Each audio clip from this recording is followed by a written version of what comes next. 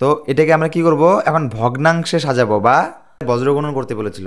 তো এখানে তো একটি সমাধান বেরোয়নি, তাহলে কিভাবে বজ্রগুণন করে এক্স এবং ওয়াই এর মান নির্ণয় করব? হয় কি না হয়?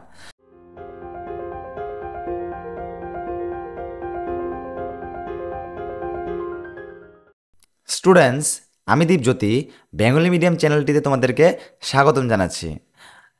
আগের ভিডিওতে আমি 1, 2, 3, 4 নাম্বার পর্যন্ত করেছিলাম। আজকে আমি 3.5-এর 1-এর 5 নাম্বারটি করব। তো চলো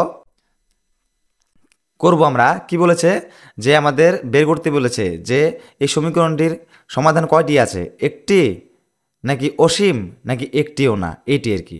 তো চলো প্রথমে আমরা সমাধান কয়টি আছে ওইটি নির্ণয় করে নিই, ঠিক আছে? তো লিখব দেওয়া আছে সমীকরণটি তুলে নাও যে 2x, মানে 5 নাম্বারটি করবো, ঠিক আছে? 2x plus 3y equal 6। আমরা এটিকে আগে সিজিলমেন্ট করে নিই। তো কি করব, সমান সমান চিহ্নের ওই পাশে 6টিকে বাম পক্ষে নিয়ে আসবো। তো 2x প্লাস 3y এই সমান সমান চিহ্নের এই পাশে 60 পাশে আনলে কী হবে, প্লাস 6 আছে মাইনাস 6 হবে। তো কিছু থাকলো না, 0। তো এটিকে আমরা 1 নম্বর সমীকরণ ধরে নিলাম। আর এটি দেখো 4x প্লাস 6y, তো লিখবো 4x প্লাস 6y আর কি আছে ইকুয়াল 12। তো এটিকেও সেমভাবে আমরা সাজিয়ে নিই। 4x প্লাস 6y এ পাশে 12টি এই পাশে আসলে কী হবে, -12 ইকুয়াল কিছু থাকলো না মানে 0। তো 2 নাম্বার ধরে নিলাম, ঠিক আছে? এতটুকু তো তোমাদের কোনো অসুবিধা নেই। তো এখন কি করব দেখো, আমরা আমরা কি করব যে আমরা এই এ বি সি এটি নির্ণয় করে নিব যে এখানে a1 কত, এক্সের সহগ না কত 2, b1 কত ওয়াইয়ের সহগ মানে 3, আর c1 কত সংখ্যাটি মানে -6। ঠিক একই রকমভাবে a2 কত 4, b2 কত 6, c2 কত -12। তো এটাকে আমরা কি করব, এখন ভগ্নাংশে সাজাবো বা অনুপাতে সাজাবো, ঠিক আছে? আর অনুপাতে বা ভগ্নাংশে সাজালে আমরা বুঝতে পারবো যে এটির কয়টি সমাধান আছে, একটি নাকি অসীম নাকি একটিও না, তাই না? তো এখন কি করব, a1/a2 কত দেওয়া আছে, a1 2 দেওয়া আছে আর a2 কত 4। কাটাকাটি করো, 2 আর 4 আছে তাই না, কত দিয়ে কাটাকাটি যাবে, নিশ্চয়ই 2 দিয়ে কাটাকাটি যাবে, কারণ উপর তলে যদি জোড়া সংখ্যা থাকে তাহলে 2 দিয়ে কাটাকাটি যায়। 2 অক্ষে 2, 2 দুগুণ 4, এটা কত বেরোলো হাফ। এখন b1/b2 দেখব, b1/b2 কত 3/6, 3/6। দেখো উপরে বেজোড় সংখ্যা নিচে জোড় সংখ্যা, যদি উপর তলে একটি বেজোড় একটি জোড় থাকে তাহলে সর্বদা বেজোড় দিয়ে কাটাকাটি যায়, ঠিক আছে? তো তোমরা তো জানোই 3 আছে আর 6 আছে, মানে 3-এর ঘরে নামাতেই 2টি পড়ে, তো 3 দিয়ে কাটো, 3 অক্ষে 3, 3 দুগুণ 6, একবারে 3 হয়, দুইবারে কত হয় 6 হয়। এইটু হাফ বেরোলো, এইটু হাফ বেরোলো, তাহলে c1/c2টাও নির্ণয় করে নিব, ঠিক আছে? কত দেওয়া আছে, -6/-12, -6/-12। এটিকে কাটাকাটি করো, উপরে তলে যদি সেম সেম চিহ্ন থাকে কাটাকাটি হয়ে যায়, তাই না? দেখো 6 আছে আর 12 আছে, তাহলে তোমরা যদি লক্ষ্য করো 6 আর 12 6 ঘরের নামতাতে কিন্তু আসছে, তাই না? হ্যাঁ। তো 6 দিয়ে 6কে কাটো, 6 অক্ষে 6, একবারে 6 হলো, 6 দিয়ে 12কে কাটলে দুইবার হয়, 6 দুগুণ 12। দেখো এটিও হাফ বেরোলো, এটিও হাফ বেরোলো, এটিও হাফ বেরোলো, তার মানে কি 3টি অনুপাতেই সমান। আমরা তো জানি যদি অনুপাত 3টি সমান হয় তাহলে তার অসীম সংখ্যক সমাধান থাকে, আর যদি প্রথম অনুপাতের সাথে দ্বিতীয় অনুপাতের অমিল হয় তাহলে শুধুমাত্র একটি সমাধান থাকে, আর যদি প্রথম অনুপাতের সাথে দ্বিতীয় অনুপাত সমান হয়ে তৃতীয় অনুপাতটি অসমান হয় তাহলে একটিও সমাধান থাকে না। এই ক্ষেত্রে কয়টি সমাধান হবে, এই ক্ষেত্রে আমাদের অসীম সমাধান হবে, কারণ 3টি অনুপাতই আমাদের মিলে গেছে। তো লিখব যেহেতু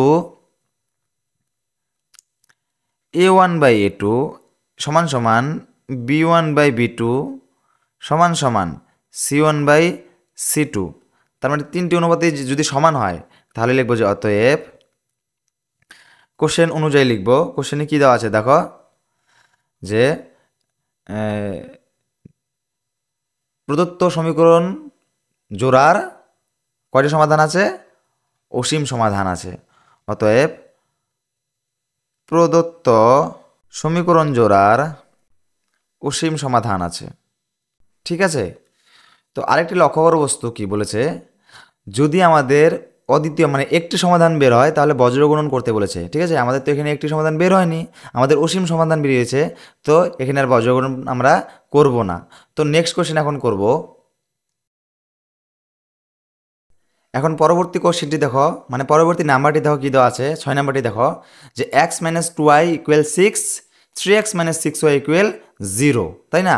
তো তুলে নিলাম যে দেওয়া আছে x - 2y = 6, 3x - 6y = 0। তো এটিকে সাজিয়ে নাও। কীভাবে সাজাবো? x - 2y, এই 6টাকে বাম পক্ষে নিয়ে আসো, +6 আছে, এবার আসলে কী হবে? -6। তোমরা ঠিকই ধরেছ। ঠিক আছে, তো এখানে তো আর কোনো সাজানোর কথা নেই, কারণ সমান সমান চিহ্নের ডান পক্ষে অলরেডি শূন্য হয়ে আছে। তো এটিকে 1 নাম্বার ধরো আর এটিকে 2 নাম্বার ধরো। ঠিক আছে, এখন আমরা ABC নির্ণয় করব। ঠিক আছে, তো এখানে A1 কত, মানে x এর সহগ, মানে কিছু নাই, মানে 1 না। B1 কত, y এর সহগ, মানে -2। আর C1 কত, সংখ্যাটি, মানে -6। ঠিক আছে, আর এখানে A2, মানে এটা 2 নাম্বার সমীকরণ না, তার জন্য A2, মানে এগুলো তো জাস্ট ধরে নিয়েছি A1 B1 C1। ঠিক আছে, 1 নাম্বার সমীকরণ ছিল 1 দিয়েছি তার জন্য। ঠিক আছে, তো A2 কত, x এর সহগ, মানে 3। B2 কত, y এর সহগ, মানে -6। আর C2 কত, এখানে C2 মান কিছু দেওয়া আছে? নেই, তার মানে 0, কিছুই দেওয়া নেই C2 মান, তাই না? তো এখন কি করবো, এগুলোকে অনুপাতে সাজাবো, যে এখন A1/A2 সমান সমান কত, 1/3। এটাকে কাটাকাটি যাবে না, কারণ দুটি মৌলিক সংখ্যা। আচ্ছা, তোমরা কি জানো মৌলিক সংখ্যা কোনগুলো? যেমন 2, 3, 5, 7, 11, 13, 17, 19, এগুলো কি মৌলিক সংখ্যা, কারণ মৌলিক সংখ্যার উৎপাদক থাকে না। ঠিক আছে, তো আমি তোমাদেরকে বলেছি যে এই দুটি মৌলিক সংখ্যা অ্যাকচুয়ালি এক মৌলিকও নয়, যৌগিকও নয়, কিন্তু 3 একটি মৌলিক সংখ্যা হয়। ঠিক আছে, তোমরা ভাবো তো 4কে কী কী দিয়ে পূরণ করলে 4 হয়? 2 2 4 হয়।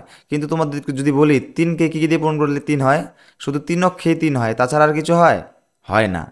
তো এটি মৌলিক সংখ্যা। যদি ওই শুধুমাত্র ওই সংখ্যাটি আর 1 থাকে তাহলে ওগুলো সংখ্যা মৌলিক সংখ্যা হয়।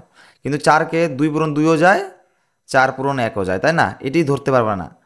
শুধু এটি দেখো, এটির একটি এক্সট্রা বেরিয়েছে না, কিন্তু এটির কোনো এক্সট্রা বেরোয়নি। তো এটিকে কি বলে? মৌলিক সংখ্যা। তো এটিকে আর কাটাকাটি যাবে না। তো B1/B2টা কি দেখো, কি দেওয়া আছে? -2/-6, উপরের তলে সেম সেম চিহ্ন, ক্যান্সেল। তো দেখো উপরের তলে যুগ্ম সংখ্যা আছে, 2 দিয়ে কাটাকাটি যাবে, 2 অক্ষে 2, 2 3 গুণ 6, তাহলে 1/3 হলো। তো C1/C2 দেখো কি দেওয়া আছে, -6/0, তাই না?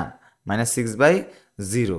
তো তোমরা যদি লক্ষ্য করো, দেখো যে এখানে 1 নাম্বার মানে অনুপাতের সাথে 2 নাম্বার অনুপাতের মিল আছে, কিন্তু 3 নাম্বার অনুপাতের কোনো মিল নেই, তাই না?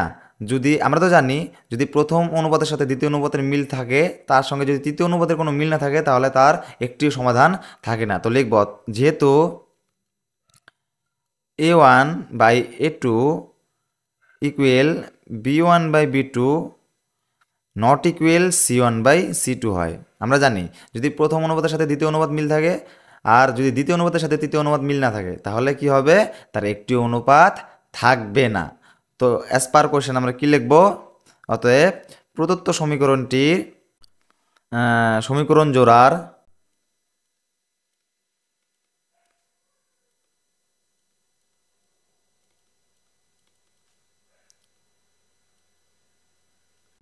একটিও সমাধান নেই। ঠিক আছে, দেখো তো কত ইজি কোশ্চেনগুলো, তাই না? তো আমাদের আর কোশ্চেনে কি বলেছিল, যদি একটি সমাধান বের হয় তাহলে বজ্রগণন করতে বলেছিল। তো এখানে তো একটি সমাধান বের হয়নি, তাহলে কীভাবে বজ্রগণন করে এক্স এবং ওয়াইয়ের মান নির্ণয় করবো? হয় কি না হয়? স্টুডেন্টস, আমার ভিডিওগুলি যদি তোমাদের ভালো লেগে থাকে তাহলে নিশ্চয়ই একটি লাইক করবে এবং বন্ধুবান্ধবদের সাথে শেয়ার করবে। হ্যাঁ, আর যদি তোমরা নতুন হয়ে থাকো আমার চ্যানেলে, তাহলে নিশ্চয়ই আমার চ্যানেলটি সাবস্ক্রাইব করবে, কারণ আমি তোমাদের জন্য অতি সহজভাবে অঙ্কগুলো করার চেষ্টা করে থাকি। ঠিক আছে, আরও একটি কথা, তোমাদের জন্য আমি একটি ক্লাস 10-এর হোয়াটসঅ্যাপ গ্রুপ প্রস্তুত করেছি। তো তোমরা ওই হোয়াটসঅ্যাপ গ্রুপের সাথে জয়েন হয়ে থাকতে পারো, কারণ আমি তোমাদের এই যে অঙ্কগুলো করাচ্ছি তার পিডিএফগুলো ওই গ্রুপে আমরা শেয়ার করে থাকবো, আর কিছু টপিকস নিয়ে আলোচনা করে থাকবো। ধন্যবাদ।